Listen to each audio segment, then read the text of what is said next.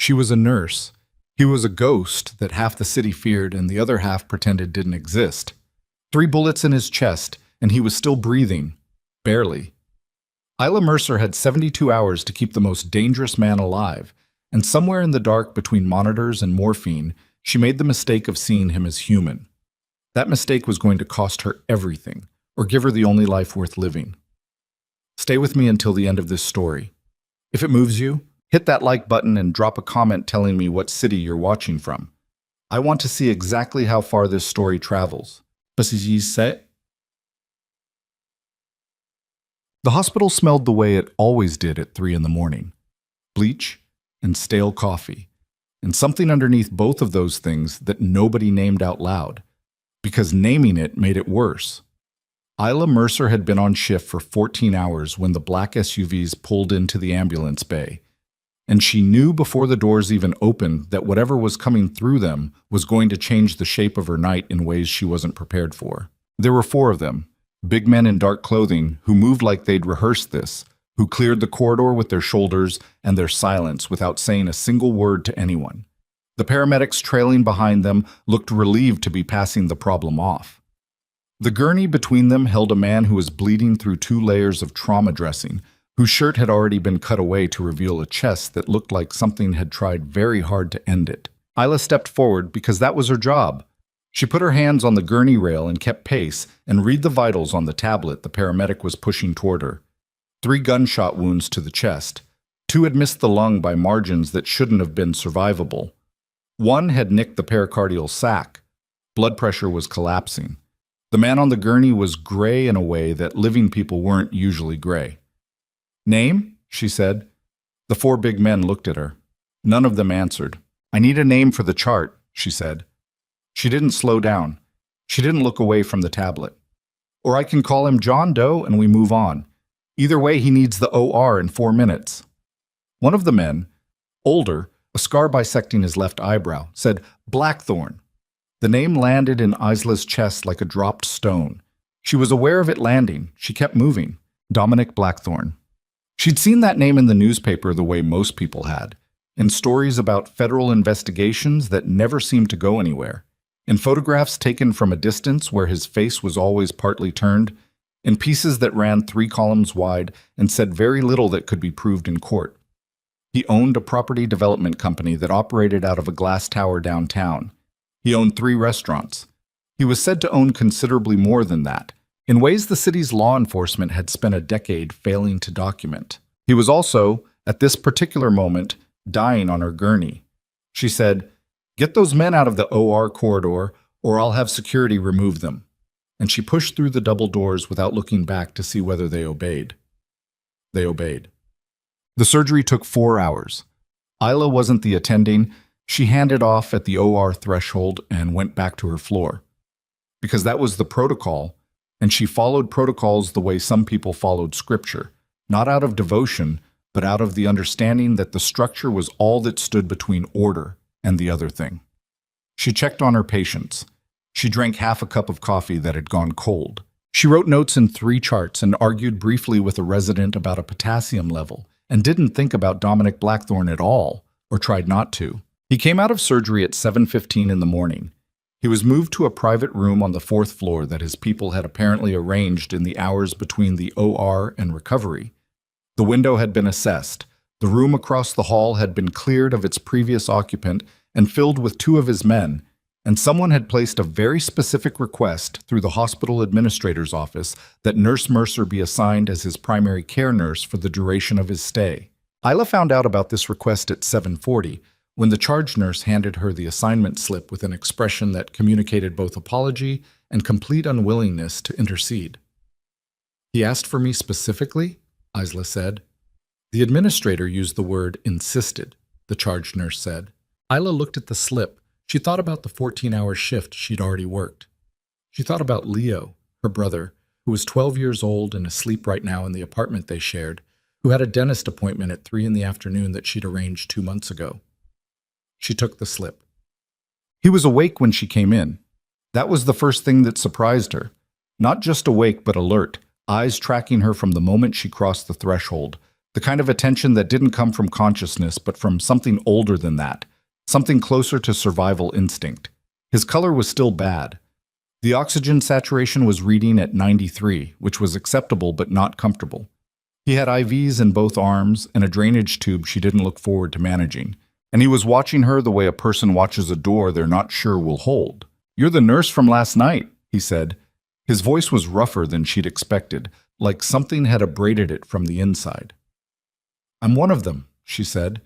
She moved to the vital signs monitor and checked the readout without looking at him directly. Pulse was elevated. That could be pain, could be anxiety, could be the simple physiological aftermath of trauma. "How's your pain level?" "Manageable." "That's not a number." A pause. 6. She made a note. "I'm going to adjust your drip. You're going to feel it in about 3 minutes, and then you're going to want to sleep." She reached for the IV line. "Don't." She stopped. She looked at him. His jaw was set in a way that looked like it cost him something. "Not yet," he said. "I need to think clearly for another hour."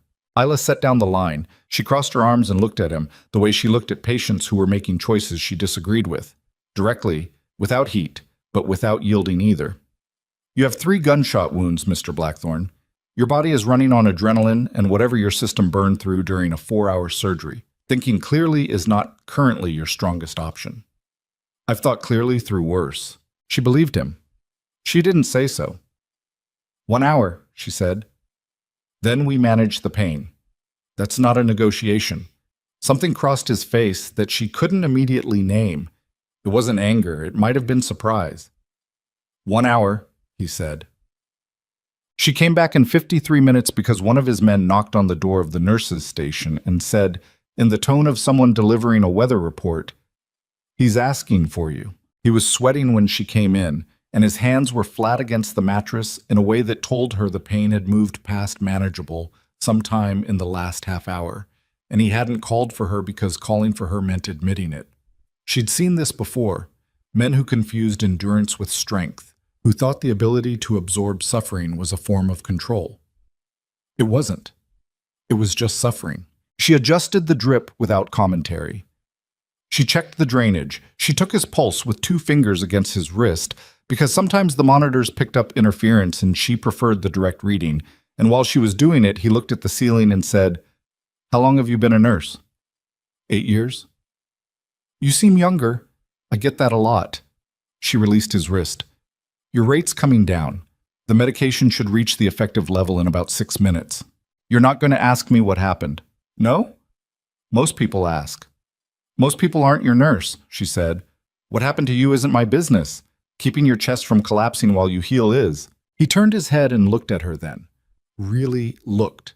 Not the survival instinct tracking from before, but something more considered, like he was revising an assessment he'd already made. She held the look without flinching because she'd learned early that flinching with patients was something they felt even when they couldn't articulate it. "Blackthorne Industries," he said. "You know who I am." "I know your name on a chart." "That's not what I asked." She thought about the right answer for approximately 2 seconds. Then she said, "Yes, I know who you are. It doesn't change what I'm here to do." He was quiet for a moment. The monitor beeped steadily. Outside in the corridor, one of his men coughed. "No," he said, almost to himself. "I don't think it does." The 72 hours that followed were unlike anything in Isla's professional experience. And not because of the complexity of the case, she'd managed worse medically. They were unlike anything because of the texture of them, the specific strangeness of being inside a space that was simultaneously a hospital room and something that functioned more like a fortified perimeter. His men rotated in 8-hour shifts. Nobody came through the door without being checked in the corridor first. The hospital administrator had visited twice, and both times had left the room looking slightly smaller than when he'd gone in. But inside the room itself, something else was operating. Dominic Blackthorne was not what she'd expected. She realized she'd expected coldness, the deliberate performance of power that men in his position usually deployed as armor.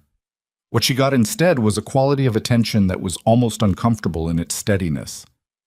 He watched her work with the concentration of someone cataloging information they intend to retain permanently. He asked questions about her procedures, Not the deflecting kind patients asked to make themselves feel involved, but precise questions that told her he was actually listening to the answers. When she came in at night for the 2 a.m. check, she sometimes found him not sleeping but reading from a battered hardcover someone had brought, not looking up until she was already at the monitor, and then looking up with the particular quality of a person who has been aware of your presence since you walked through the door. On the second night, she arrived to find him sitting up against the headboard with his eyes open and the lights off, doing nothing at all. His blood pressure was elevated. His pulse was running fast. "You should be sleeping," she said. "I don't sleep. You were sleeping when I checked at midnight." "That wasn't sleeping." He said it the way you said a fact. "That was waiting in the dark with my eyes closed." She stood in the doorway for a moment. The corridor behind her was quiet. His man was at the end of the hall, out of earshot. She came in. She closed the door. She pulled the chair from the corner and sat down not beside the bed, but a few feet from it. Enough space to make it clear this wasn't a clinical intervention, just two people in a dark room in the middle of the night. "How long?" she said. He looked at her. "How long since you actually slept?" A long silence. The monitor's green line moved in its steady peaks. 6 years, he said finally. Isla absorbed that. 6 years was not a medical complaint. 6 years was a life. What happened 6 years ago? She hadn't meant to ask. It came out before she decided to say it, which told her something about the state she was in herself. 13 nights in a row on this unit, Leo's school calling twice this week about a problem she hadn't had time to address. The unpaid hospital bill she kept moving to the bottom of her mental stack. He didn't answer right away. When he did, his voice had a different quality to it, flatter, like he'd removed something from it deliberately. "I was taken," he said, "by people who wanted information I didn't give them. They kept me for 11 days in a warehouse near the river." He paused. "After that, I didn't sleep the same way." She didn't say she was sorry. She'd learned over 8 years that sorry was almost always the wrong word. It was the speaker's word, the word that made the speaker feel they'd done something, when what the other person usually needed was for you to simply stay in the room with the reality they'd just handed you. She stayed. After a while, he said, almost with something like bewilderment in it, "You're still here." "I'm on shift for another 4 hours," she said. "That's not why." She didn't argue with him because he wasn't wrong. She was at the nurse's station filling out discharge paperwork on the third afternoon when the charge nurse came to tell her that Blackthorne was asking to see her before he left. Isla capped her pen and went. He was dressed. Somehow, his people had managed clothing without her noticing. Dark slacks and a white shirt left open at the collar because the bandaging across his chest made buttoning it to the top impossible. He looked better than he had any right to, given what his body had absorbed in the past 3 days. He also looked like a man preparing himself for something, and Isla had been around enough people at transition points to recognize the particular stillness of someone who was deciding how much to risk saying. She came in. She closed the door. "You're being discharged," she said. "You shouldn't be. Your oxygen saturation has been hovering and the drainage output from the tube—" "I know," he said. "I'm leaving anyway." She crossed her arms. "I can put that in the chart as AMA. Do that." He looked at her steadily. "I need to ask you something." "Ask?" "Tonight," he said, "when I leave here, I want you to come with me." The room went very quiet. Isla was aware of the monitor. She was aware of his breathing, which was still shallower on the left side than the right because of how the surgical repair had gone. She was aware of the absolute stillness with which he'd said it. Not a threat, not a plea. A statement of what he needed, offered, without the armor she'd expected. "Come with you," she said, "until dawn. As a private nurse. He stopped. Something moved through his expression, and he controlled it, but she'd caught the edge of it. Something that cost him more than the gunshot wounds, more than the 3 days of enforced vulnerability. "I haven't slept in 6 years, he said. "In this room, the last 2 nights, I slept. I don't know what that is. I don't know what you did. But I'm asking you to be in the same room until the sun comes up because I don't know what happens to me in my own house without—" He stopped again. She looked at him for a long moment. She thought about Leo at home, about the dentist appointment she'd already missed, about the bills she kept pushing down the stack. She thought about the quality of the last 72 hours, the particular weight of them, the way she'd sat in the dark with this man and felt, against all professional protocol, that something real was happening. One night, she said, medical oversight only. He nodded once, slowly, like someone who'd handed over something they weren't sure they'd get back. There's a car downstairs, he said. The elevator was quiet. The lobby was quiet. Outside, the black SUV was idling at the curb, and the city beyond it was going about its evening the way cities did. Indifferent, enormous, unconcerned with whatever was or wasn't happening to the woman stepping into the back seat beside the most feared man in it. Isla watched the hospital recede through the window. She thought, one night, she thought, dawn. She thought about the number Leo had memorized in case of emergencies, the neighbor who had a key, the 5 things she'd need to check before she could let herself stop thinking about the apartment. She didn't think about what it meant that she was in this car. She'd been a nurse long enough to know that some decisions resolved themselves only after you'd already made them. The car moved through the city. The lights came on. Beside her, Dominic Blackthorne sat with his hands in his lap and his eyes on the river, and said nothing at all, and the silence between them had the specific quality of something that had not yet become what it was going to become.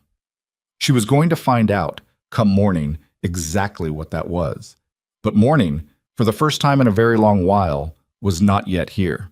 The estate sat behind 12 feet of stone wall on the river's eastern bank, far enough from the city that the noise of it dissolved into something else. Wind off the water, the low complaint of old trees, the kind of silence that didn't feel like absence but like presence, like the dark itself was paying attention.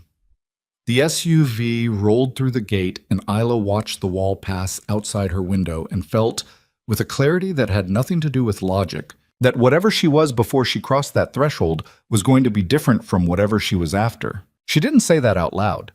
She pressed her thumbnail against the pad of her index finger and counted the pressure points the way she did when she needed to stay inside her body instead of inside her head. The house was large without announcing itself.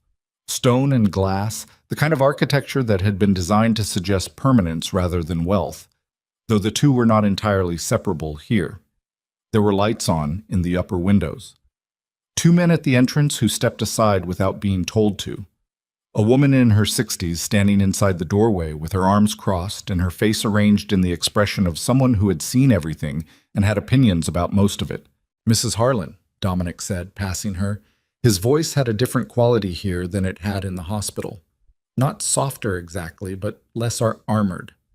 This is Isla Mercer. She'll have the East guest room. Mrs. Harlan looked at Isla with the particular assessment of someone who had been in this household long enough to know what questions to ask without asking them. Is she eating? She said, directing this at Dominic. I'm standing right here, Isla said. Mrs. Harlan transferred her gaze without apology. Are you eating? I had something at the hospital. That wasn't a yes. She turned and walked toward the back of the house. I'll put something together. Sit down somewhere. Dominic watched her go with something that might have been the ghost of amusement. It was brief. He pressed one hand against his ribs.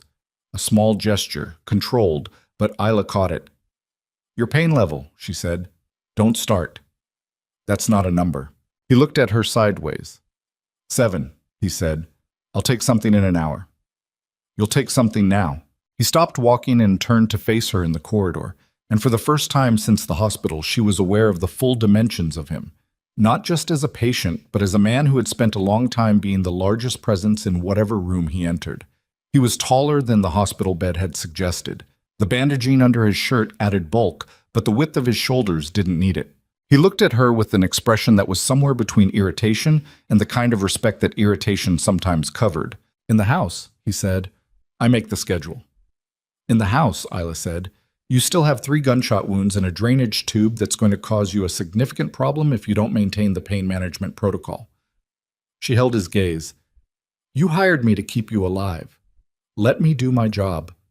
The corridor was quiet. Somewhere in the house, a clock ticked. One of his men, stationed at the far end of the hall, found something to look at on the wall. Dominic exhaled slowly through his nose. 45 minutes, he said. 30. Another look. This one had something different in it. Not anger, not amusement. Something more like recognition. The expression of a man encountering something he hadn't factored into his calculations. He turned and kept walking. "The study," he said. "First door on the left." Matt. The study smelled like old paper and something Isla couldn't identify that was not unpleasant. Something mineral and cool, like the stone walls were breathing. There were books on 3 walls from floor to ceiling, and a desk that looked like it had been in this room for 100 years, and a leather sofa that faced the dark fireplace. Dominic lowered himself onto the sofa with the careful deliberateness of a man who was not going to show how much that cost him, and Isla set her bag on the desk and began laying out what she needed. A man appeared in this doorway before she'd finished.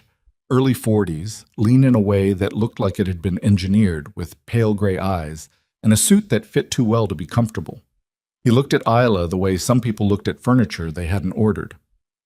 "Vincent?" Dominic said without looking up. "We need to talk," the man said. "Alone." "This is Dr. Mercer." Isla opened her mouth to correct the title and thought better of it. "She stays." Vincent's pale eyes moved to her and held there a moment too long. "The Marchetti people have been asking questions since last night," he said. "The location of the incident is traceable if someone looks hard enough. We have about 48 hours before—" "I know what we have." Dominic's voice was flat. "Post 2 more at the Rivergate. Move the Crestwood meeting to Thursday. And get me Soren on the phone by midnight." "Soren's in Prague." "I know where Soren is. Get him on the phone." Vincent's gaze drifted back to Isla one more time. It was a look she recognized. Not attraction, not hostility, but the specific calculation of someone assessing a variable they hadn't accounted for and hadn't yet decided what to do about. Then he was gone. Isla pressed 2 fingers to Dominic's wrist and looked at her watch and said nothing for 15 seconds. "He doesn't trust me," she said. Statement, not question. "Vincent doesn't trust anyone," Dominic said. "It's his best quality. And his worst? He's usually right." He watched her work. "He'll come around?" "I'm not here long enough to need him to." Dominic said nothing to that. She gave him the medication. She checked the drainage tube with gloved hands, and he bore it with the stoicism of someone who had learned to compartmentalize physical discomfort into a thing that happened to the body rather than to the self. She noted the output in the small notebook she carried and calculated whether the numbers were trending the right direction. They were, marginally. She told him so. "Good news," he said dryly. "Better than the alternative." She stripped the gloves. "You need to sleep. We've had this conversation. We're going to keep having it until you do." She sat in the chair across from the sofa and crossed her legs and looked at him with the direct steadiness she'd developed over 8 years of delivering difficult information to people who didn't want to receive it. "Tell me about the nightmares." His expression shifted. Not closed exactly, but the quality of openness she'd seen in the hospital room at 2 in the morning dimmed slightly, like someone turning a dial. "They're not nightmares," he said. "Nightmares end when you wake up." She waited. "I wake up still in it," he said. "The warehouse. The sounds. I wake up and my hands are—" He stopped. Looked at them, his hands resting on his thighs. "I wake up and it takes me 4 or 5 minutes to locate myself, to determine that I'm not still there." "What happened in the warehouse?" she said carefully. "You don't need the details. I need enough to understand what we're managing." He was quiet for a long time. The clock somewhere in the house continued its indifferent ticking. 11 days, he finally said. "They wanted the location of 3 financial accounts and the name of a man I'd been protecting for 2 years. I didn't give them either." A pause. "They were creative about encouraging me to reconsider."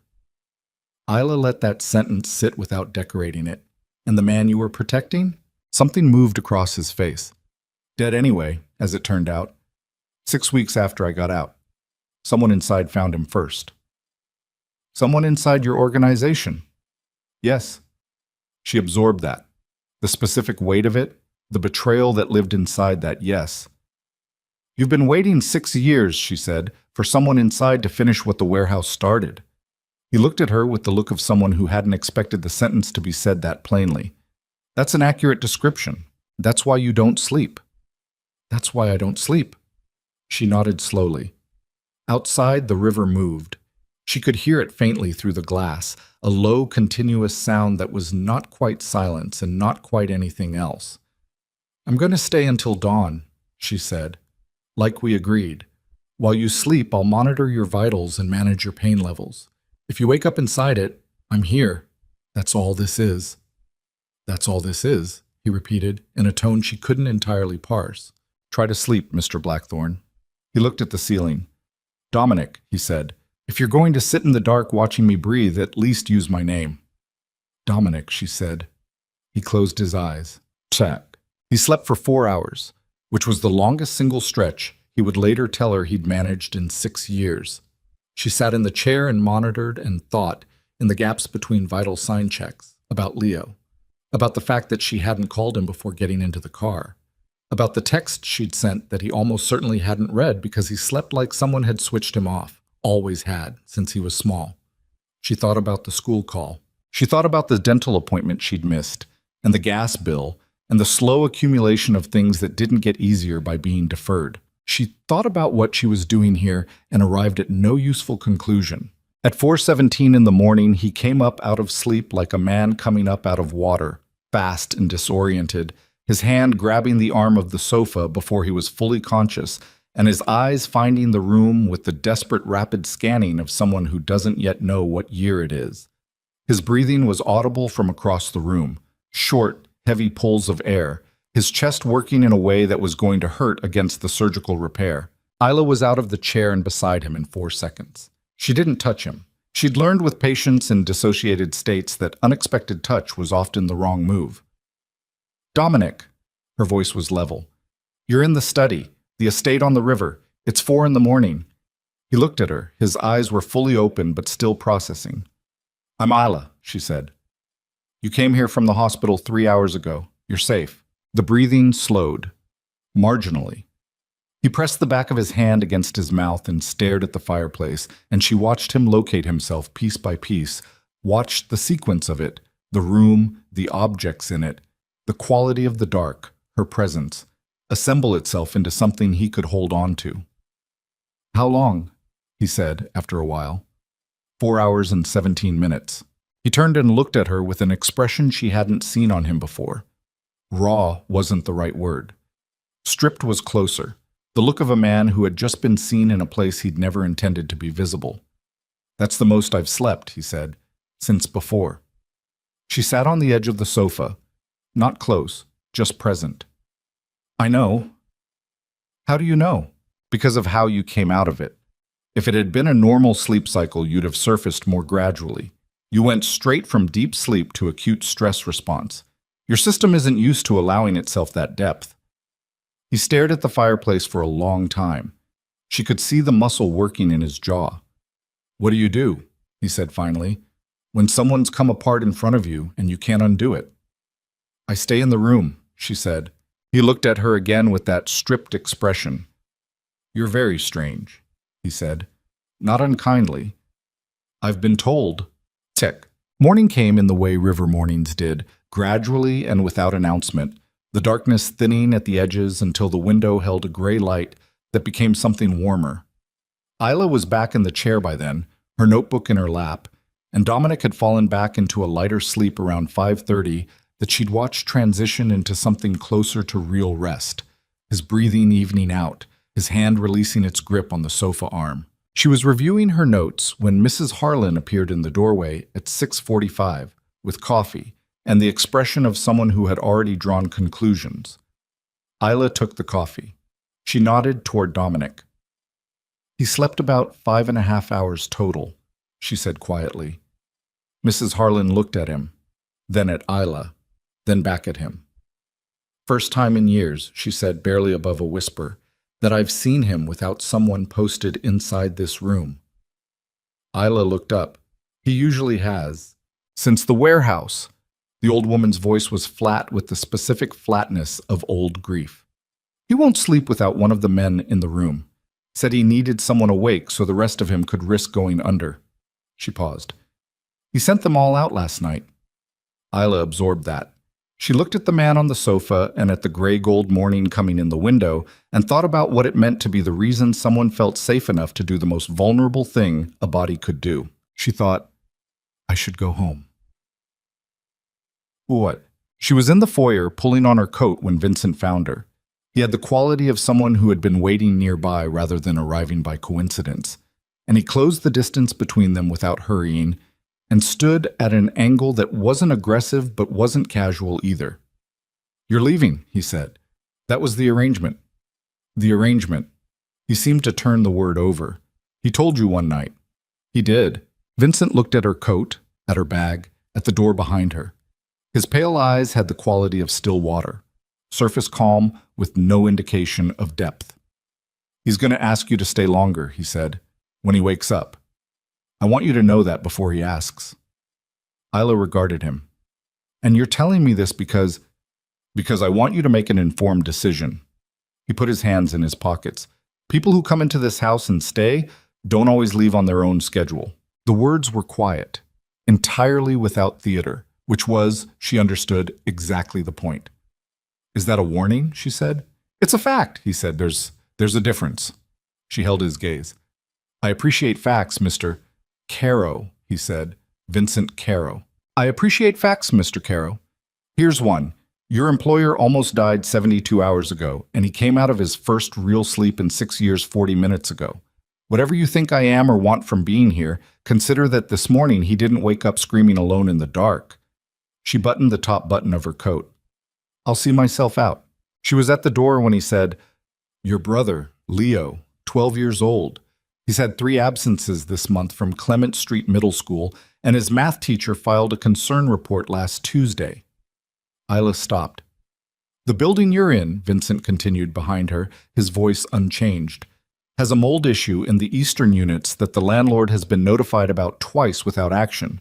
Your hospital filed a claim denial on the surgery coverage you used last year. It's in dispute. She turned around slowly.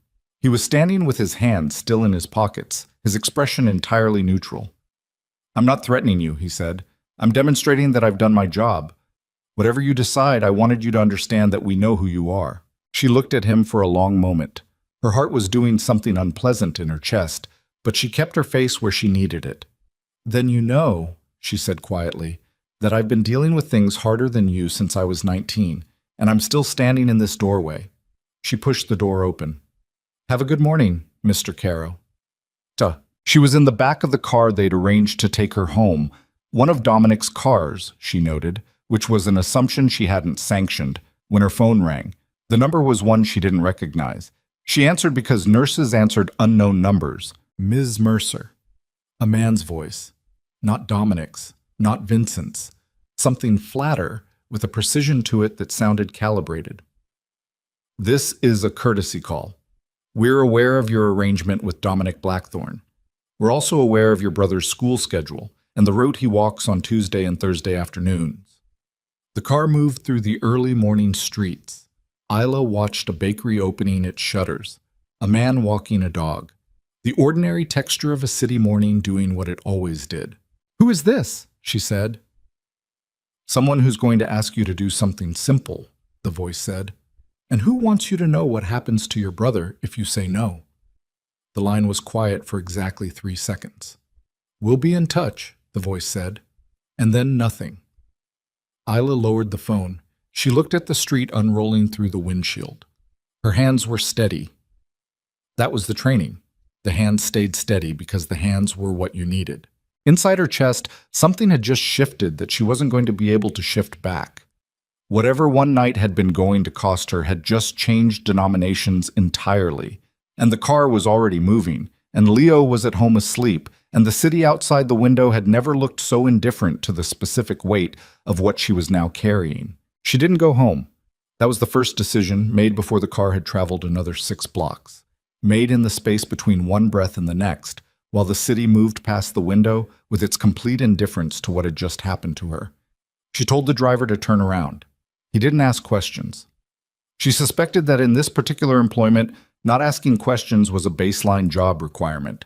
The gate opened before the car reached it. Someone had been watching. She was out of the car and through the front door before she'd fully assembled what she was going to say, which was unlike her. She was a person who assembled things before saying them, who kept the structure of her words in order the way she kept her equipment in order, because disorder in both cost time and time cost lives. But the voice on the phone had done something to the architecture of her thinking, had knocked something loose in there, and she was operating now on a frequency below language. Mrs. Harlan was in the corridor. She took one look at Isla's face and stepped aside without a word. Dominic was awake. He was sitting on the edge of the sofa where she'd left him, his shirt untucked, holding a phone against his thigh with the posture of someone who had received recent information and was in the process of deciding what to do with it. He looked at her when she came through the door, and something shifted in his expression. Not surprise exactly, but the particular alertness of a man recalibrating rapidly. "You came back," he said. "Someone called me," she said. "In the car. They knew Leo's schedule. They said they'd be in touch." She set her bag down on the desk. Her hands were steady. She needed them to be. "Who are the Marchetti people?" The room changed temperature. It was a physical thing. The way his stillness altered from the stillness of a man recovering to the stillness of something else entirely. "Sit down," he said. "I don't need to sit down. I need to know what I walked into." He looked at her for 3 seconds that had the density of much longer. Then he stood, slowly, one hand briefly against his ribs, and crossed to the door and pushed it closed and turned back to her. "The Marchetti organization runs 3 boroughs of this city's distribution network," he said. 6 months ago, I began dismantling their financial infrastructure. The shooting was their response." He paused. "The call you received was meant to do exactly what it did. Bring you back here." Isla felt something cold move through her. "They wanted me back here. They want a point of leverage." His voice was flat and precise and entirely without the quality she'd heard in it at 2 in the morning. "Until last night, I didn't have one. People who try to use the people around me find very quickly that there's no one close enough to matter." He stopped. The sentence ended somewhere uncomfortable. "Until me," she said.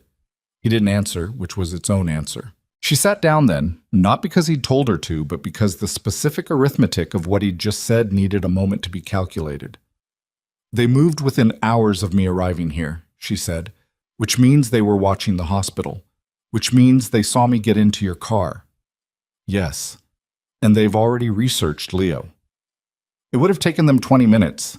She pressed her thumbnail against her index finger. 1, 2, 3, 4. "I need him here," she said. "Today. Now." "Already done." When she looked up, "I made the call 20 minutes ago. 2 of my people are at your building. They'll bring him here with whatever he needs for a week." The presumption of it should have made her furious. She was aware of the shape of that fury, could feel where it lived in her chest. But underneath it was something that was not gratitude. She wasn't ready to call it that, but was shaped like relief. And relief was harder to be angry at. "You should have asked me," she said. "You weren't here to ask." He sat back down on the sofa carefully. "I made a judgment call. He's my brother, not a chess piece. I know what he is." His voice didn't rise. It never seemed to rise. "And I know what the Marchetti organization does with leverage when you don't respond to it." He looked at her directly. "I wasn't going to wait." She held his gaze. The clock ticked. Outside, the river kept doing what rivers did. "Tell me everything," she said. "Not the version you give your men. Everything." Ipay-sen. He talked for 40 minutes. She listened the way she'd trained herself to listen, without interruption, without visible reaction, cataloging rather than responding, building the picture piece by piece. The Marchetti organization had been operating in this city for 19 years, under a man named Caruso Marchetti, who had died 14 months ago and left his operation to 2 sons who were, by Dominic's assessment, significantly more volatile and significantly less intelligent than their father. The financial dismantling Dominic had begun 6 months ago involved redirecting 3 shell company revenue streams through a series of intermediary accounts that would, when the process completed, leave the Marchetti operation unable to explain $42 million to the federal investigators who had been, with some quiet encouragement, beginning to look their direction. The shooting had not been sanctioned by both brothers. That was the detail that mattered. The older brother, Enzo, had wanted to negotiate. The younger, Raffaele, had made a unilateral decision involving 3 men and a parking garage, which meant there was a fracture in the organization, a fracture Dominic had apparently been intending to exploit before it had nearly killed him. "The call to me," Isla said when he finished. That was Raphael. "Almost certainly. What does he actually want?" "He wants me to stop. He wants the money returned. He wants enough time to restructure before the federal attention becomes formal." Dominic pressed 2 fingers briefly against his ribs, a small tell she was learning to read. What he's going to get is a choice between surrendering to a process that's already in motion or accelerating his own destruction. And he thinks using Leo will change that calculation. He thinks using you will change it. Leo is the mechanism. He said it without softness, because softening it would have been a form of dishonesty, and she was coming to understand that dishonesty was something he didn't do, not with her. He believes that a woman who spent 72 hours voluntarily at the side of a man she didn't know can be persuaded through the right pressure point. Isla thought about this. "He's not entirely wrong about the psychology," she said. Dominic looked at her. "No," he said. "He's not." Leo arrived at 9:40 in the morning in the back of one of the black SUVs, wearing his school backpack and an expression that was attempting to be cooler than it felt.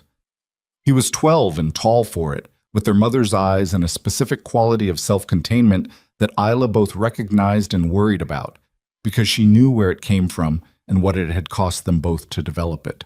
He came into the foyer and looked at the house with the wide and carefully controlled assessment of a 12-year-old who was not going to let anyone see how impressed he was. Then he looked at Isla. "You could have called," he said. "My phone was complicated this morning." She hugged him briefly. He tolerated it the way 12-year-old boys tolerated things they actually needed. "Are you okay?"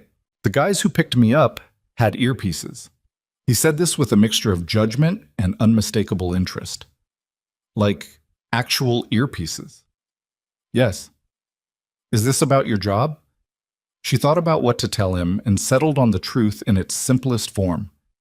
"Something complicated happened with a patient. We're staying here for a few days while it gets sorted out." Leo looked past her into the corridor where Mrs. Harlan was approaching with the focused energy of a woman who had a purpose and intended to execute it. Then Leo looked at Isla again. "Are you in trouble?" "I'm handling it." He looked at her the way he looked at her when she said things he didn't believe but had decided not to contest. It was an expression she'd seen on their mother's face, and it always reached something undefended inside her. "Okay," he said. "Is there food?" Mrs. Harlan had arrived. "Yes," she said. "Come with me." Leo went. He looked back once at Isla over his shoulder with an expression she couldn't entirely read. Then he turned the corner and she heard Mrs. Harlan asking him something about eggs, and heard his answer, and the normalcy of it was so abrupt and so incongruous with the last 12 hours that she had to press her thumbnail into her finger twice more before she could exhale. Vincent Caro found her in the study at 11:15. She was reviewing the drainage output notes and updating the pain management schedule, because the work was real even when everything around it wasn't, and real things were something to hold on to. He stood in the doorway with his jacket off for the first time, which made him look marginally less like a piece of furniture from a very expensive and hostile period, and he said, "We need to discuss what you heard on the phone." I told Dominic. "I know. I want to hear it from you." He came in and sat in the chair across from the desk without being invited, and she noted that and said nothing about it. Exact words. She gave him exact words. He listened without writing anything down, which she suspected was a professional practice rather than inattention. "The voice?" he said. "Accent? None, or almost none. Faint something, not regional. Maybe someone who'd worked to remove it. Age? Mid-30s to mid-40s from vocal quality alone." Vincent looked at her with the first expression she'd seen from him that wasn't calibrated. "You noticed all that." "I'm a nurse," she said. "I assess people." He was quiet for a moment. "Raphael Marchetti is 38. No regional accent. Educated in England." He stood. "I'm going to need you to work with us on this." "Define work with you." "If they contact you again, we need to know within 60 seconds. We need to know the number, the content, anything you notice about the voice or background sound. He moved to the door. And I need you to understand that what you're carrying right now, the information you have about this operation, about this household, puts you in a specific category. What category? He turned back. His pale eyes were direct. The category of people Raffaele Marchetti can't afford to let walk away once he knows you have it. He said it the way he said most things, factually, without theater. I'm telling you this not to frighten you. I'm telling you because you strike me as someone who makes better decisions with complete information. She looked at him for a long moment. This morning you were telling me to leave, she said. This morning you could have, he said. You can't anymore. He held her gaze. That's not my fault. And it's not his. It's Raffaele's, but the fact remains. He paused at the door. Welcome to the category, Miss Mercer. He left. The room was quiet. Isla set down her pen and looked at the drainage output numbers she'd been reviewing, and the numbers meant nothing for a moment, just marks on paper, and then they meant something again because she needed them to. The call came at 2:14 in the afternoon. She was in the kitchen watching Leo eat an unreasonable quantity of Mrs. Harlan's pasta and conduct what had become, in the space of 3 hours, a detailed and apparently mutual discussion with the older woman about the structural inadequacies of Leo's previous school's mathematics curriculum. Isla's phone vibrated on the table. Same number as the morning. She looked at it for one ring, then picked it up. Ms. Mercer. The same voice. Calibrated. Precise. I hope the morning was instructive. I'm listening, she said. Leo looked up. She shook her head once and pointed toward the hallway. He assessed her, then picked up his plate with a dignified lack of urgency and took it with him. Mrs. Harlan, who had also looked up, moved to the counter and turned her back and began doing something with a dish towel with the focused irrelevance of someone giving deliberate privacy. We want one piece of information, the voice said. There's a man Blackthorne has been protecting for several years. A financial architect who built the mechanism Blackthorne is currently using against our operation. We want a name and a location. Isla said nothing. In exchange, your brother remains exactly as comfortable as he appears to be right now in Mr. Blackthorne's kitchen. The specific detail of it, the kitchen, right now, landed in her sternum like something physical. They were watching the estate, or they had someone inside it. I'll need time, she said. You have 6 hours. A pause. And Miss Mercer, don't discuss this call the way you discussed the last one. If we detect that Blackthorne's security apparatus is repositioning in response to our conversation, the next contact will not be a phone call. The line went dead. Isla set the phone face down on the table. She breathed for 10 seconds. She looked at the surface of the table, which was old wood, scarred in 2 places, ordinary in the way that anchoring things needed to be ordinary. Then she picked the phone back up and walked to the study. Protect. Dominic read her face before she said a word. He was on his feet before she reached the desk, moving with a speed that his body protested and he ignored. They're watching the estate, she said. They may have someone inside. They want the name and location of the financial architect you've been protecting. Everything in him went very still. They gave me 6 hours, she said, and they told me not to alert your security or the next contact won't be a phone call. He turned away from her and stood with his back to the room, one hand on the bookshelf, and she watched the set of his shoulders and the particular quality of his stillness, and understood that she was seeing something she wasn't supposed to see. Not the warehouse vulnerability of 4 a.m, but something colder, something that had been there before the warehouse and had survived it, the specific internal reckoning of a man confronting the thing he'd spent 6 years trying to prevent. The man they want, she said carefully. Is he still alive? Yes. His voice had the texture of something that had been compressed past its natural density. And he built the financial mechanism you're using against the Marchettis. He did. So if they find him... The mechanism collapses, Dominic said.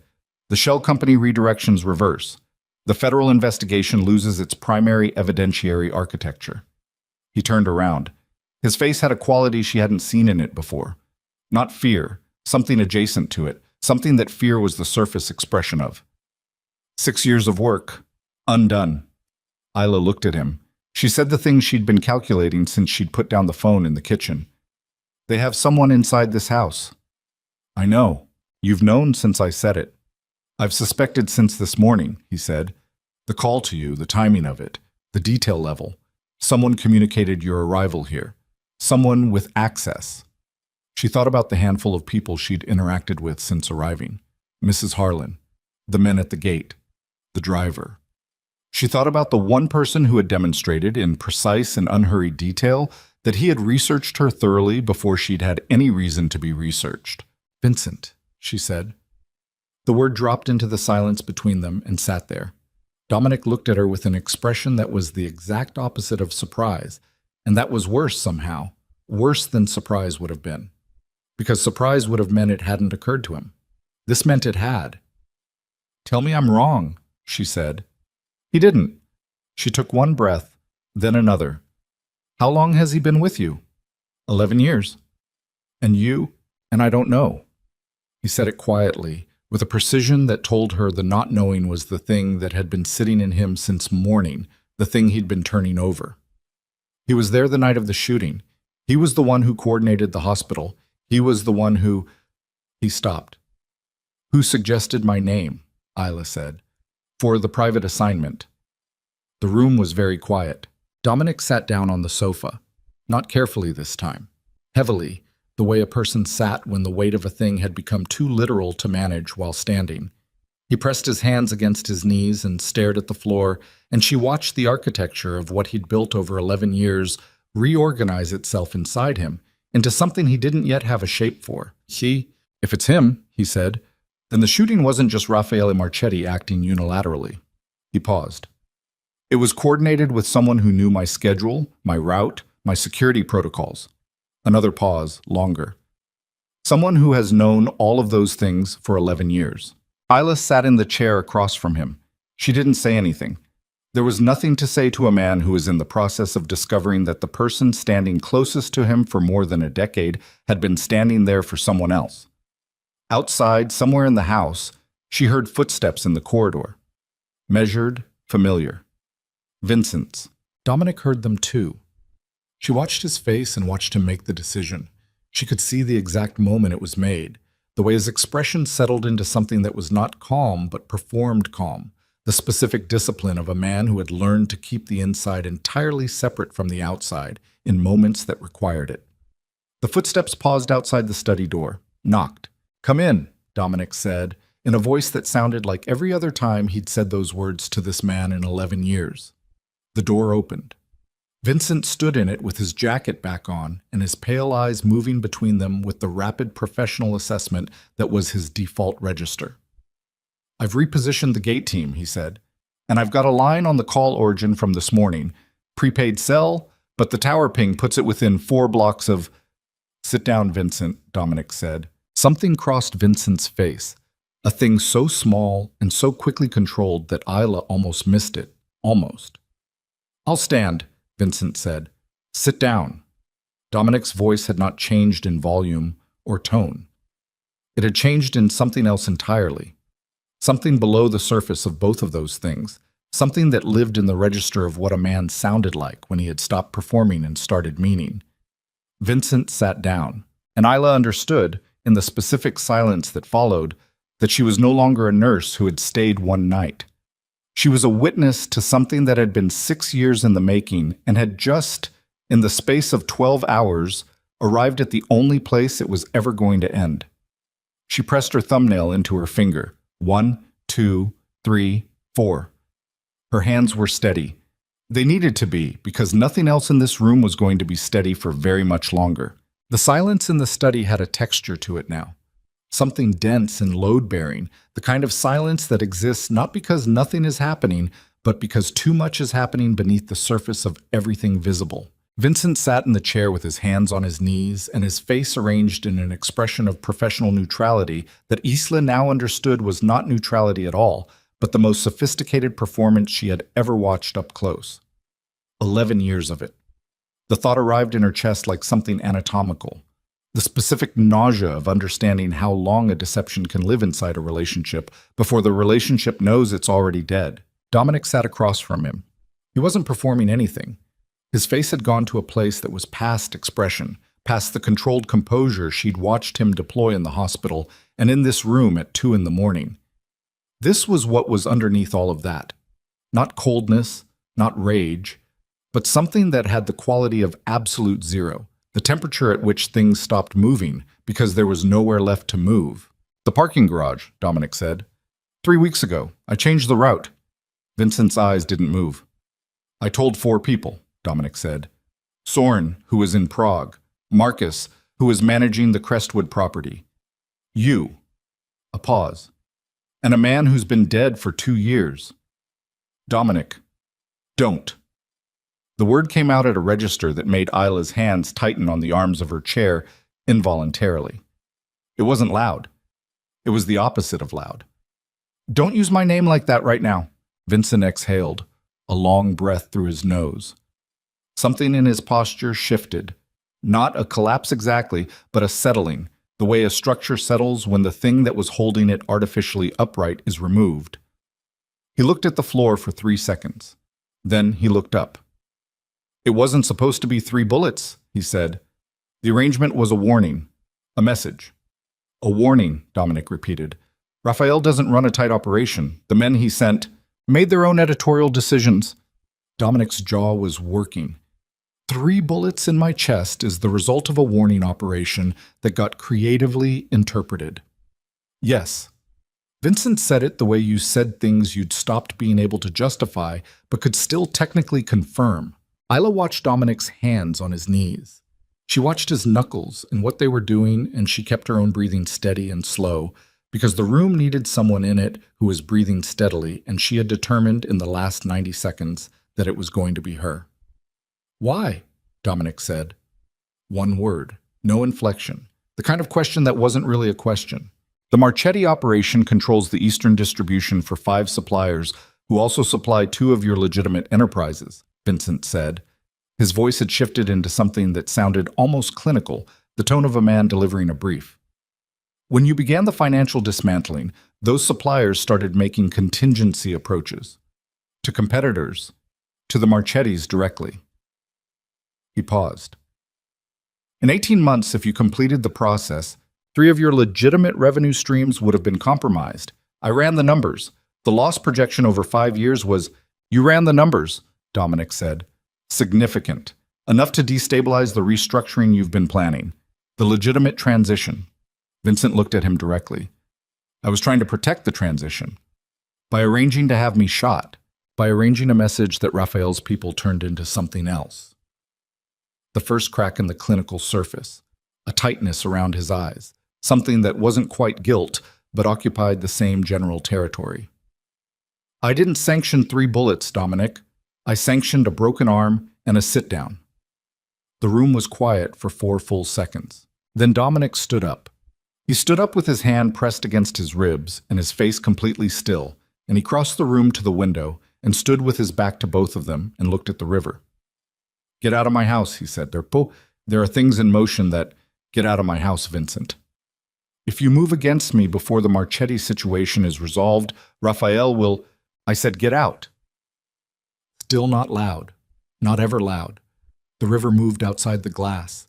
And understand something.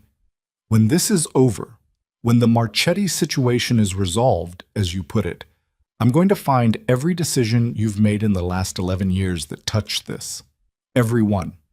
And whatever I find, the consequences of it are going to be proportional. He turned around then. His face was the same. His eyes were not. Right now, I want you out of this room.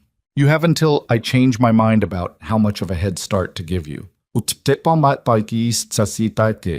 Vincent stood. He straightened his jacket with a gesture that was so habitual it appeared to happen without his awareness. He looked at Isla, not with threat, not with appeal, with something that was simply assessment, the last professional evaluation of a variable before a mission concluded. Then he walked to the door. At the threshold, he stopped. The financial architect, he said without turning. His name is Paul Setti. He's been in a safe house in the Grayfield district for 14 months. Raphael doesn't have the name. Only I do. A pause. Now you have it too. Do with that what you need to. He stepped through the door. His footsteps moved down the corridor. The front door opened, closed. The room held its silence. Isla released the breath she'd been managing for the last 8 minutes. "He just gave you the one thing that protects SETI," she said. "He gave me the one thing he had left," Dominic said. He was still at the window. It was the closest he was going to come to apologizing. He pressed his fingers against his ribs again. Longer this time, more deliberate. "How bad does this look from where you're sitting?" She knew he wasn't talking about his chest. The wound or the situation? Either. The wound needs attention. The situation needs to move fast because you have 6 hours minus however long that took, and Raphael is going to know within the hour that Vincent walked out of this house. He turned from the window. "You're right." He crossed to the desk, picked up the phone. "Stay with your brother," he said. "Don't go near the windows on the riverside." "What are you going to do?" "Call Soren." He looked at her briefly. "And then call the federal contact I've been cultivating for 8 months and have a conversation I wasn't planning to have for another 6 weeks. She stood. "The financial mechanism. If SETI is moved tonight, the mechanism holds," Dominic said, "It's already in process. What Raphael wanted was the name so he could get to SETI before the federal filing completed. If SETI is out of reach by midnight, the filing goes through and the Marchetti organization spends the next 18 months explaining $42 million to people who are paid to be unconvinced by explanations." He was already dialing. "Go find your brother." She went. Barseb. Leo was in the room Mrs. Harlan had set up for him, sitting on the floor with his back against the bed, doing something on his phone with the concentrated efficiency of a 12-year-old who had decided to treat an unusual situation as logistically manageable. He looked up when Isla came in. "Are we in danger?" he said.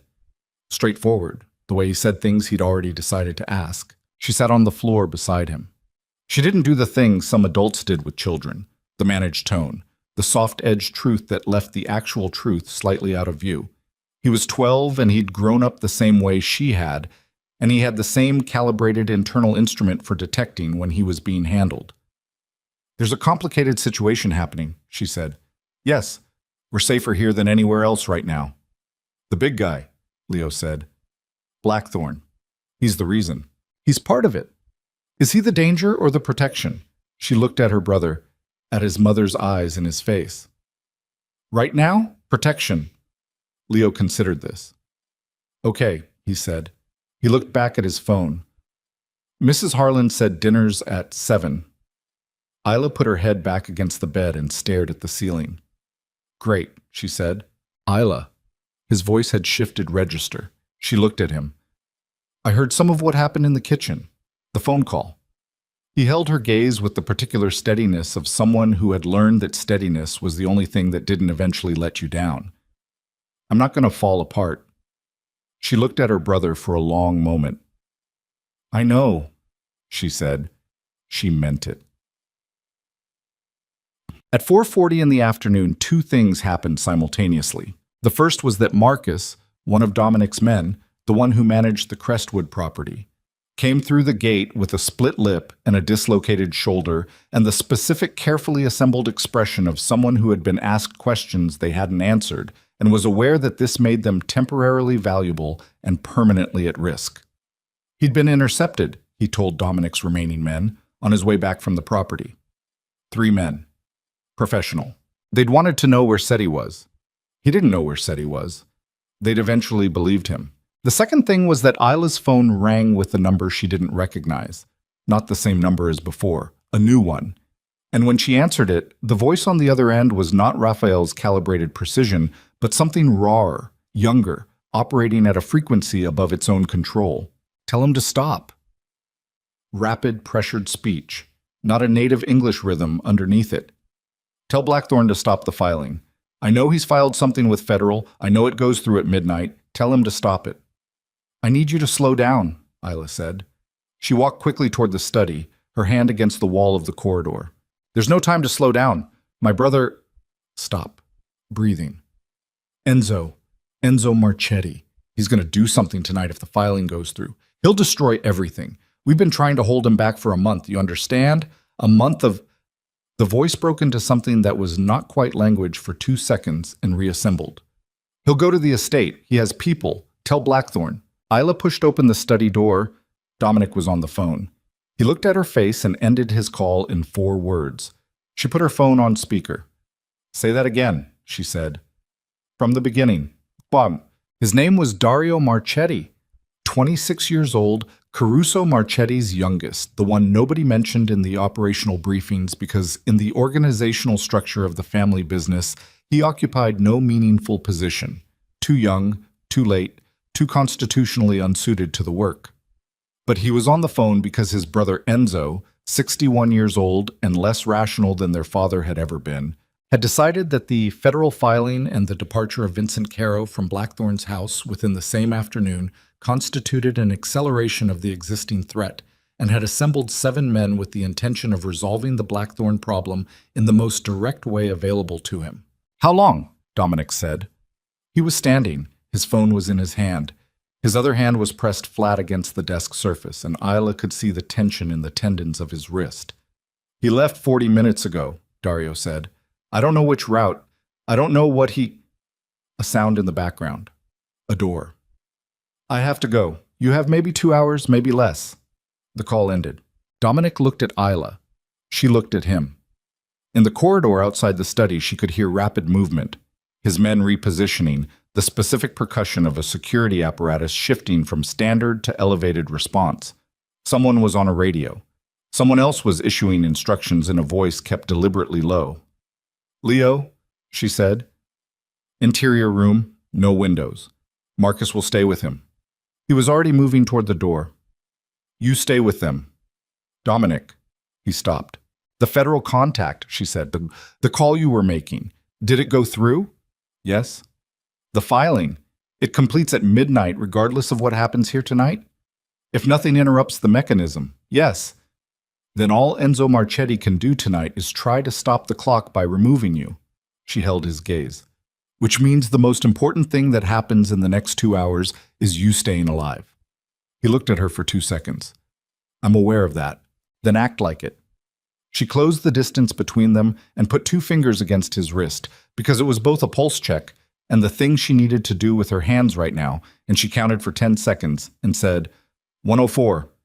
Your body is running hot. The pain medication is going to start wearing off in the next 40 minutes. And when it does, your chest is going to tell you things that will affect your judgment. You need to know that before it happens.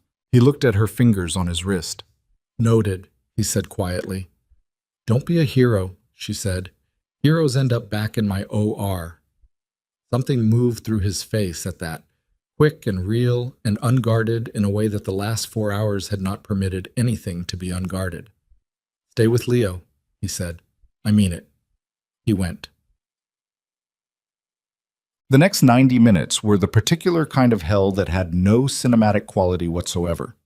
Not the clean hell of action, but the grinding, airless hell of waiting in an interior room with a 12-year-old and a man with a dislocated shoulder while the sounds of a house on full alert moved through the walls around them. Footsteps. Low voices. Once, from somewhere outside, a sound that might have been a car door and might have been something else that Isla was not going to think about while sitting on the floor next to her brother. Leo sat with his back against the wall and didn't ask questions and didn't perform bravery, which was the real bravery, and Isla thought, he is better at this than I was at his age. She wasn't sure whether that made her proud or broke something in her. Marcus sat in the chair by the door with his shoulder immobilized against his body, and his expression, the specific expression of a man who is embarrassed to have been caught at a disadvantage and is overcompensating by refusing to acknowledge pain. Isla had bound his shoulder with what she had in her bag. It would hold until someone could get him to an X-ray. At 6:47, the quality of the sound in the house changed. It wasn't louder, it was denser, more concentrated, the way sound changed when the thing generating it moved from the periphery to the interior. Isla stood up. Marcus stood up. Leo stood up. "Stay here," Isla said. "Isla, stay here, Leo." She looked at Marcus. "Don't open the door for anyone who doesn't give you the all-clear word." She opened the door and went into the corridor. 1. They had come through the river gate. 2 of Dominic's men were down, not dead, she learned later, but not moving under their own power. The main hall held the aftermath of something that had resolved itself in the 30 seconds before Isla arrived in it.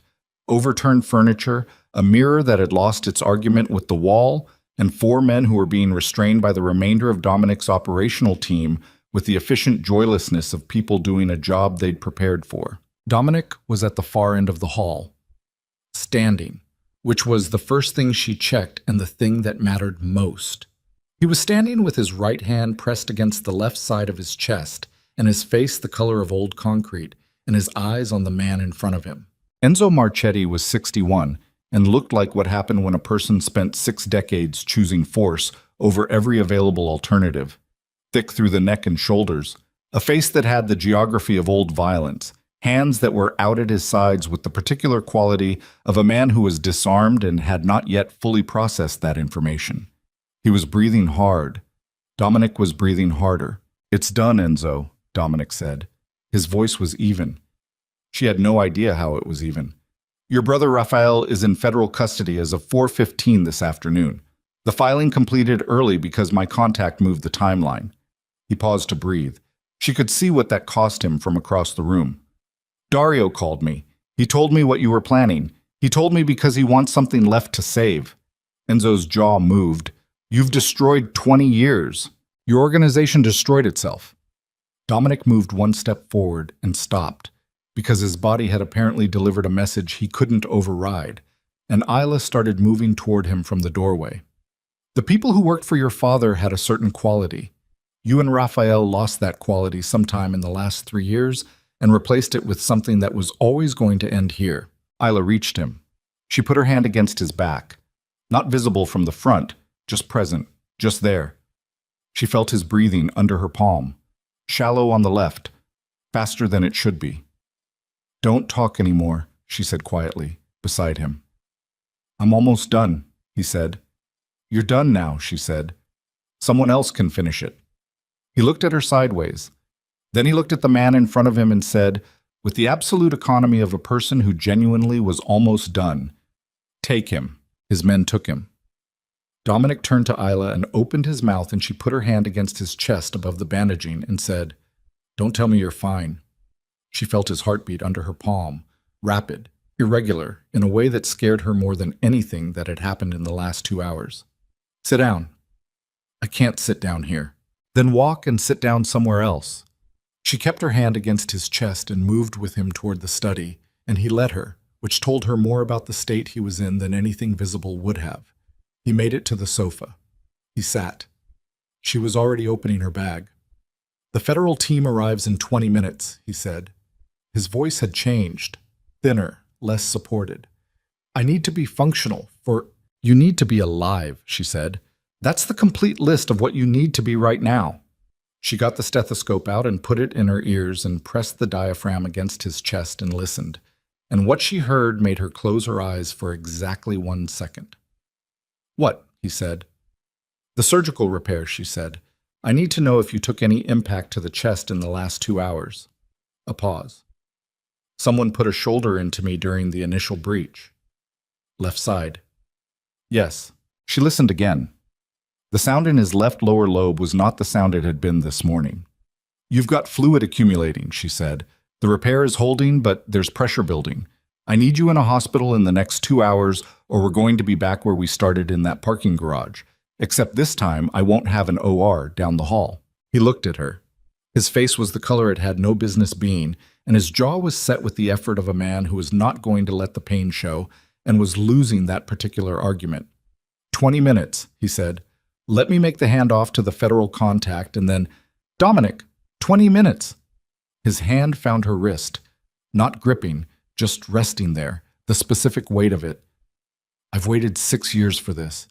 Give me 20 minutes to finish it."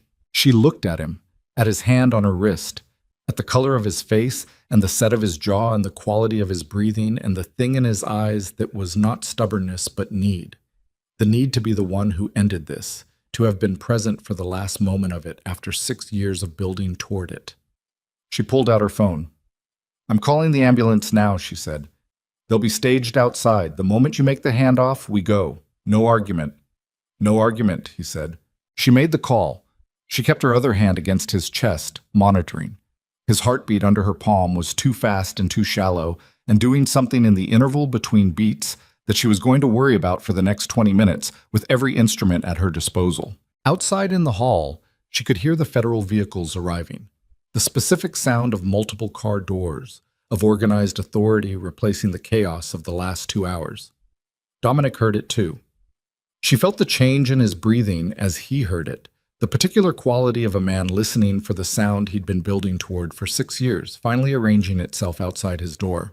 "How does it feel?" she said, because she needed him talking, needed the verbal responses to monitor his cognitive clarity. He thought about it for a moment with his eyes on the ceiling. "Like something being set down," he said.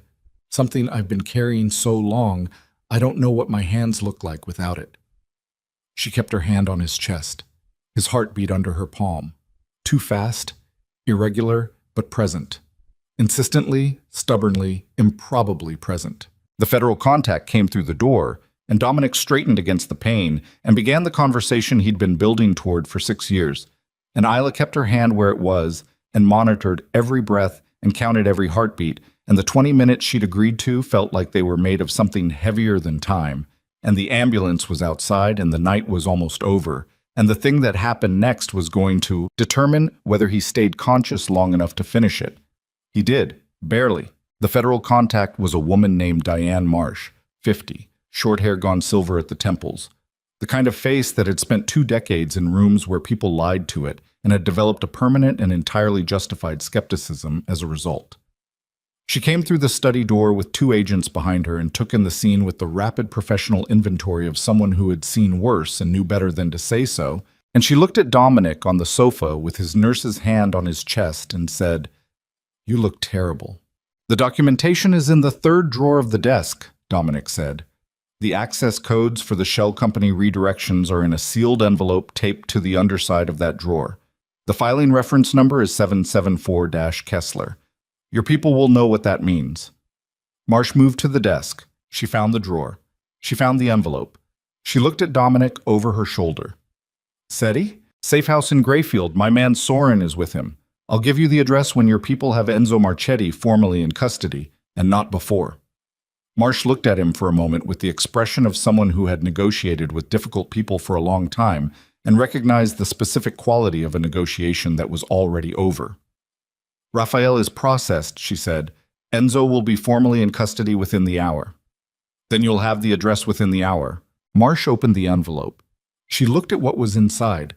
Something moved across her face. Not surprised, because she'd been building toward this for 8 months with him. But the specific expression of someone watching a long calculation arrive at the number they'd been told to expect but hadn't entirely believed. "This is complete," she said. "Yes. This is enough to close the Marchetti investigation and open 6 subsidiary cases." 7, Dominic said. "There's a city council member in the 3rd file whose name you'll recognize." Marsh looked at the file. She looked at the name. She set the file down with the careful deliberateness of someone handling something they didn't want to drop. "Councilman Hurd," she said. "He's been taking a percentage of the Marchetti Eastern distribution revenue for 11 years in exchange for zoning decisions that protected 3 warehouse properties used for—" "I know what they were used for." Marsh closed the file. She looked at Dominic with an expression that was professional respect with no warmth in it, which was the kind of respect that was actually the most reliable kind. "You could have given me this 8 months ago." 8 months ago, I needed the mechanism to complete before anyone in the Marchetti organization realized what was happening, Dominic said. "If I'd given you this early, someone inside your office would have moved on it before the financial redirection was irreversible. I needed the money to be somewhere they couldn't recover it before the federal hold went on."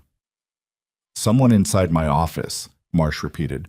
"The same someone who told Raffaele Marchetti that I'd approached federal 18 months ago, which is what accelerated his timeline." Dominic looked at her directly. "That's not in the files. That's what I'm telling you now, in exchange for your personal assurance that Paul SETI is given formal immunity for his cooperation." Marsh looked at him for a long time. "Name." "Your assurance first." Another long look, then, "SETI gets immunity." "Gerald Purcell," Dominic said. "He's been in your financial crimes division for 9 years. He has a secondary phone registered to an address in the Holt district. Everything you need to build the case is in the fourth file, last section. Marsh picked up the fourth file. She didn't open it immediately. She held it with both hands and looked at Dominic and said, with the flatness of someone who meant exactly what they were saying and nothing more, "You should have been dead 3 times over." "I know," he said. "Go to the hospital, Mr. Blackthorne." "That's what she keeps telling me," he said. Isla was already standing. "Now," she said. She looked at Marsh. "We're done here." Marsh nodded once. She moved to the door with her agents. At the threshold, she paused without turning. "The estate will need to be available for a walkthrough in the next 72 hours. "It will be," Dominic said. She left. The room was quiet in a way it hadn't been quiet since Isla had first walked into it 18 hours ago. A quiet that was not the loaded silence of things unresolved, but something emptier and cleaner than that, the specific silence of a space after the thing it was built to hold has finally been released. Isla looked at Dominic. He was looking at the door through which Diane Marsh had just walked with 6 years of his life, in a folder under her arm. "How does it feel now?" she said. He was quiet for a moment. "The same," he said, "and completely different." He turned to look at her. His color was still wrong. His breathing was still shallow. His eyes were the most present she had ever seen them. "Let's go," he said. The surgical repair had held. That was the operative fact, the one that mattered above everything else. And the thoracic surgeon at St. Clement's, who reviewed the imaging at 11:30 that night, delivered it with the slightly irritated admiration of a professional encountering work that had survived conditions it shouldn't have survived. There was fluid accumulation. There was bruising to the repaired tissue consistent with blunt impact. There was going to be a conversation. The surgeon made clear about the specific choices that had led a post-surgical patient to be in the vicinity of a physical altercation 72 hours after a 4-hour chest surgery. Dominic said, "I'd prefer to have that conversation tomorrow." The surgeon looked at him, looked at Isla. "You're his nurse?" "I was," she said. "Currently, I'm the person who got him here." "Keep doing that," the surgeon said, and went to prepare the room. They kept him overnight. Isla sat in the chair beside the bed because it was where she had learned to be, and because the alternative was a waiting room where she'd spend 3 hours thinking about everything she wasn't thinking about in here. The monitors beeped their steady, indifferent rhythm. The IV ran. Dominic slept. Real sleep, not the waiting in the dark with his eyes closed that he'd described to her, but the deep unconscious surrender of a body that had finally exhausted its emergency reserves and had no choice but to let go. She watched him sleep for a while. Then she looked at her phone. Leo had sent her a text at 9:47 that said, "Mrs. H made pie. Are you okay?" She texted back, "Yes, save me a piece." His response was a single thumbs up, which from Leo was equivalent to a lengthy expression of relief. She sat with her notebook in her lap and didn't write in it and didn't sleep and thought, in the careful, incremental way she thought about things she wasn't ready to think about directly, about what the last 24 hours had cost and what they had changed and whether those two things were separable. Around 3 in the morning, Dominic surfaced briefly, eyes opening, processing the room, processing her presence in it. His expression when he found her was the same expression he'd had at 4:17 in the morning in his study, when he'd come up out of 6 years of broken sleep and found her still in the chair. The expression of a man for whom the presence of a specific person in a specific room was the most orienting fact available. "You're still here," he said. "I'm on shift," she said, which was a lie, and they both knew it. He closed his eyes. He slept. Nush. 3 weeks passed. They were not clean weeks. Clean was not a word that applied to the process of a 6-year criminal operation being formally dismantled across 7 separate federal cases, while its principal architect recovered from reconstructed chest tissue in a riverside estate under modified security because the threat had changed shape rather than disappeared. There were lawyers. There were depositions. There were 2 separate occasions on which Diane Marsh appeared at the estate with questions that Dominic answered with the careful precision of a man who had decided that cooperation was both strategically correct and genuinely the thing he wanted to do, which was a combination he had not previously experienced. Gerald Purcell was arrested on a Tuesday morning. Isla read about it in a brief news item that described a federal financial crimes division analyst being taken into custody in connection with an ongoing organized crime investigation. It was 11 lines long. It contained no name she recognized except his. Councilman Hurd resigned the same Thursday, citing health concerns, which was the language people used when the alternative was being cited for something else. That item was longer. 22 lines, a file photograph, a statement from the mayor's office that managed to say nothing coherent in 4 well-constructed sentences. Vincent Caro did not reappear. She asked Dominic about this once, in the second week, and he was quiet for a moment before saying that Vincent had left the city and that the matter of what he'd arranged and what it had cost was being addressed through channels that were not going to result in anything visible or reportable. She didn't ask what that meant in specific terms. She understood it in general terms, and general was sufficient. What she spent the 3 weeks primarily doing was medicine, wound care, pain management, the slow, careful monitoring of a surgical repair that had been subjected to conditions that would have been unreasonable for a healthy chest and were significantly more unreasonable for a reconstructed one. She changed the dressing. She managed the drainage until the drainage stopped needing to be managed. She sat in the study at 2 in the morning twice more when the nightmares came, and both times he came up out of them less violently than the first time, and both times she stayed until he was back in something that resembled ordinary sleep. Leo went back to school from the estate for the first week, transported by 2 men in an unremarkable sedan who waited outside the building and brought him home, and whom Leo had, by the end of the week, provided with detailed assessments of his teachers' respective strengths and failings. Mrs. Harlan drove him in the second week, which Leo appeared to prefer because Mrs. Harlan had opinions about his mathematics teacher that aligned precisely with his own. Isla watched this, the quiet domesticity of it, the way Leo had settled into the estate's routines with the adaptability of a child who had never had routines stable enough to resist adaptation, and felt something complicated about it that she filed under things to examine later, when later arrived. The conversation happened on a Sunday evening in the 4th week, in the study, with the river going dark outside the window and the first real cold of the season making itself known in the quality of the light. Dominic had been up for most of the day. His color was better. His breathing had been consistently clear for 9 days. He moved with only the occasional and rapidly suppressed indication that his left side was still recalibrating, and she'd stopped monitoring him formally 4 days ago because the formal monitoring was complete, and what remained was something she didn't have a clinical category for. She was going to have to leave. That was the fact underneath everything, the one she'd been navigating around for 3 weeks with the careful footwork of a person who knows exactly where the floor is weak and moves accordingly. The medical necessity that had justified her presence had resolved itself. She was a nurse, not a household member, not a— "Stay," Dominic said. She looked up from the notebook she'd been not writing in. He was standing at the window with his hands in his pockets, looking at the river. He hadn't moved to look at her. He said it the way he said most things, directly, without the softening that would have made it easier to respond to. "I'm going to need you to be more specific than that," she said. He turned around. He came to the chair across from her and sat in it, which was the chair she usually sat in, which meant she was in his chair, which she noted without knowing what to do with it. He looked at her with the look she'd come to understand was his most unguarded register.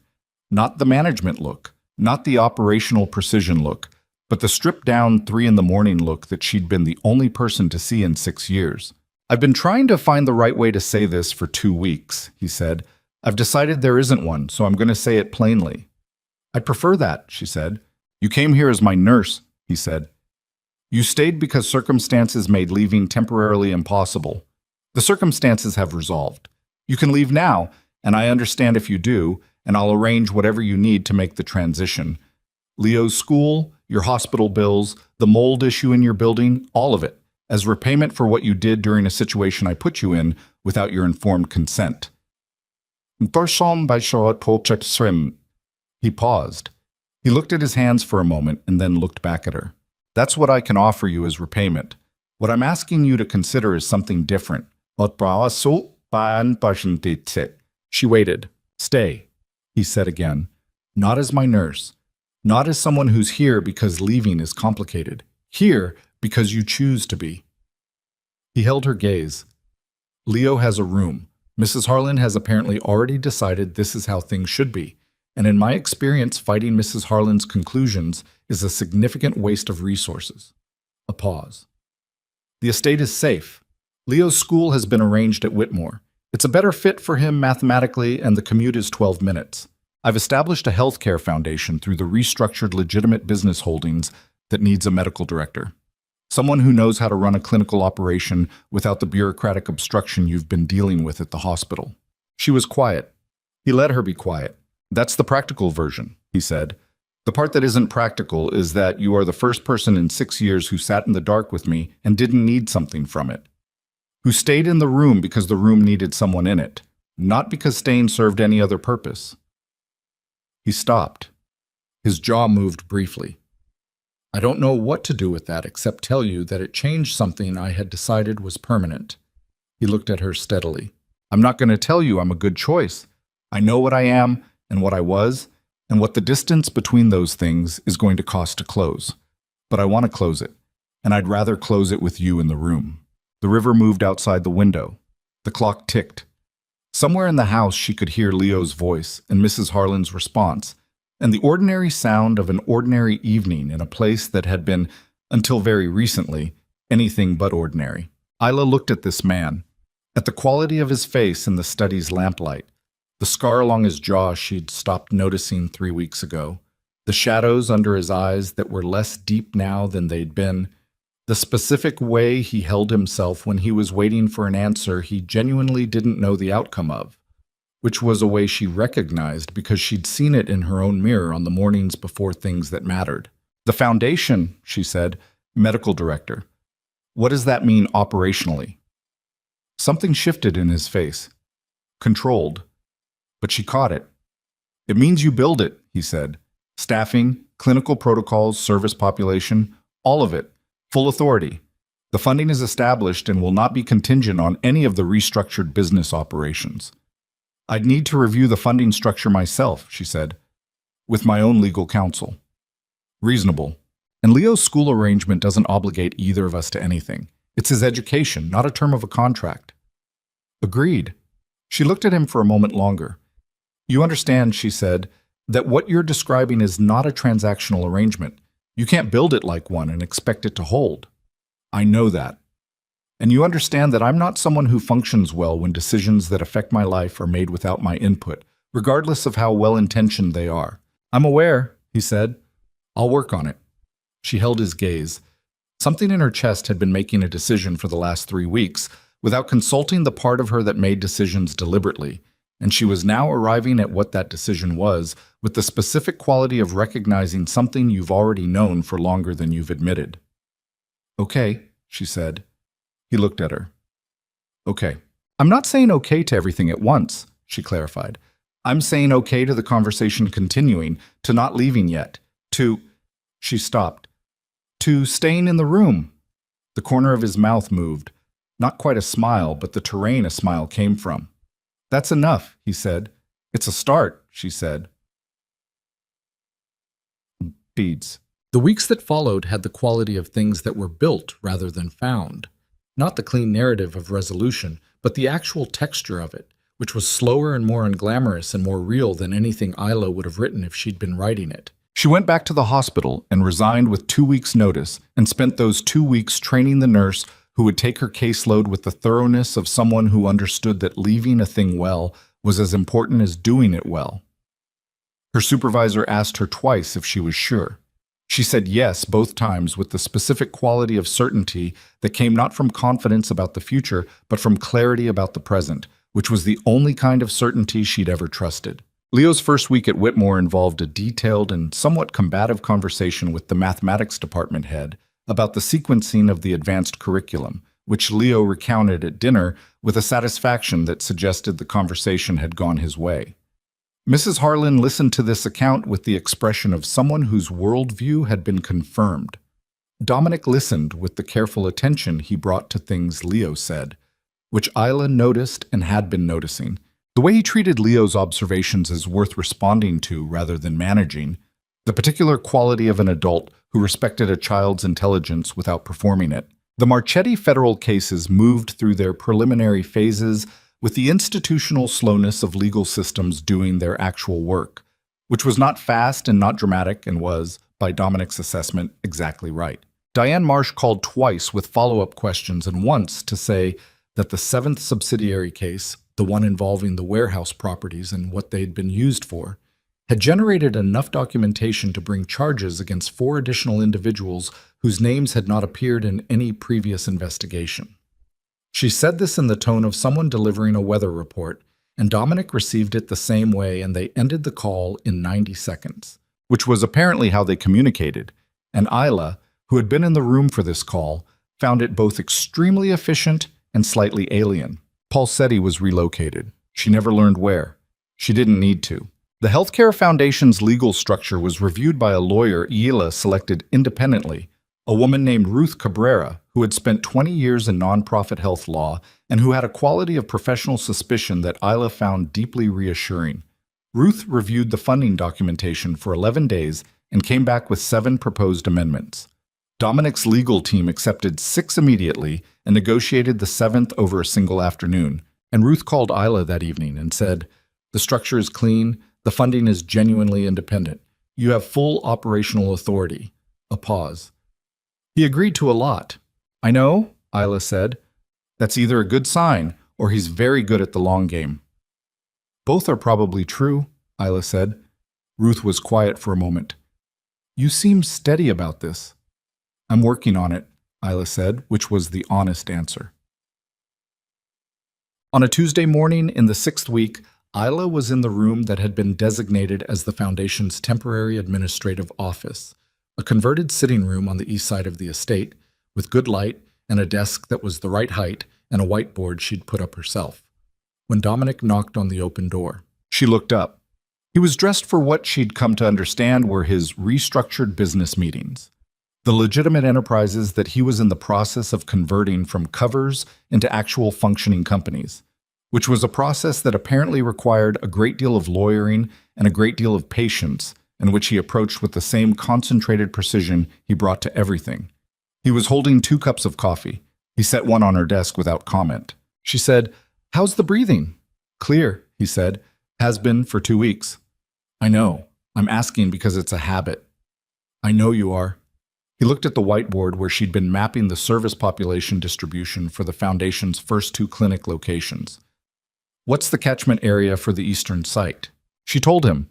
He looked at the numbers and said, "The Lindell Street property has a basement space that was used for storage. It's been cleared. If you need the square footage for a waiting area, send me the dimensions. I'll have Marcus send them today." She looked up at him. He was looking at the whiteboard with the particular quality of attention she'd learned to read as genuine interest rather than the performance of it.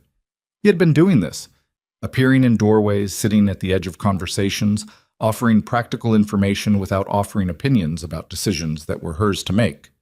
For 6 weeks, with a consistency that she was coming to understand was not effort but orientation. The way a plant grew toward available light, not because it was trying, but because that was what it did. "Dominic," she said. He looked at her. "Last night," she said, "you slept through." Something moved through his face. Quiet. She'd learned to read the quiet expressions. They were the real ones. "Yes," he said. "No nightmares?" "I woke up at 3. I knew where I was." He paused. "I knew you were down the hall. I went back to sleep." She looked at him for a moment. "That's different from before." "Yes," he said. "It is." She picked up the coffee. It was the right temperature, which meant he'd timed the making of it to when she'd likely want it. She thought about what it meant that she had noticed that she had been noticing it for weeks, these small calibrations, the dozens of wordless adjustments he made to the space around her that were not control but attention, the thing that control turned into when a person decided to stop using it as a weapon. "The river," she said. "Can you see it from the window of the second clinic site?" "The Lindell Street property?" "No." He considered. "The roof does." "That'll do," she said. He nodded once. He moved toward the door. He paused at the threshold. Not the theatrical pause, just the pause of a man with one more thing to say. "Leo's tournament is Thursday," he said. The Math Olympiad. I know. Mrs. Harlan has apparently committed to attending and has opinions about what to bring. She's not wrong to have opinions, Isla said. She's usually right. The corner of his mouth moved. He went. She turned back to the whiteboard. The catchment area numbers. The clinic locations. The particular shape of a thing being built from the beginning with the intention that it would last, which was different from every other way she'd built things in her life. Out of necessity, out of urgency, out of the particular resourcefulness of someone who had learned early that the gap between what was needed and what was available was a space you had to fill with your own body if you were going to fill it at all. She picked up the marker. She looked at the whiteboard. Outside the window, the river moved through its morning, indifferent and continuous, the way rivers were, the way time was, the way most things were that lasted long enough to outlive the reasons they'd started. She began to write. 3 months later, on a cold afternoon when the river was the color of old iron and the trees along its bank had committed fully to their bare winter architecture, Isla sat on the bench at the end of the estate's garden where the property met the water's edge. She was in her coat. She had a set of clinical intake forms in her lap that she was reviewing with the professional focus of someone who had learned to work wherever she happened to be, because sitting still was a skill she'd never entirely acquired and had stopped trying to. She heard him before she saw him. His footsteps on the path, the specific rhythm of them, unhurried, the slight asymmetry that was still there in the left side, that the surgeon said might always be there to some degree, and that he'd received this information about with the equanimity of someone who had revised their relationship with their own body into something more honest than it had previously been. He sat beside her. He looked at the river. They sat for a while without speaking. The cold moved off the water. A bird she couldn't name crossed the sky above the far bank in a low, straight line. The Eastern Clinic opens in 3 weeks, she said. I know. Ruth says the operating structure is clean enough to apply for the first round of public health grants in the spring. Good. She looked at the forms in her lap. She looked at the river. She thought about the specific path from a hospital corridor at 3 in the morning to this bench, the shape of it, the things it had cost, the things it had returned that she hadn't known were missing. Dominic, she said. I'm glad I got in the car. A pause. Not long. So am I, he said. The river moved. The afternoon light did what afternoon light in winter did. Gave everything it touched a quality of clarity that was specific to low angles, the kind of light that didn't soften anything but made the edges of things exact and visible and real. She went back to the intake forms. He sat beside her and said nothing, and the silence between them had none of the quality it had held in the back of the car the night they'd driven here the first time. No anticipation, no held breath, no thing becoming what it was going to become. It had a different quality now. It was the silence of something that had already become. Below them, the river ran its cold course toward the city, carrying whatever rivers carried. The weight of the season, the indifferent passage of time, all the ordinary and extraordinary things that moved through this city's hours without anyone keeping count. And above it, 2 people sat in the last of the winter light and breathed the same cold air, and were, for the first time in as long as either of them could accurately remember, simply and completely where they were. That was enough. That was, in fact, everything.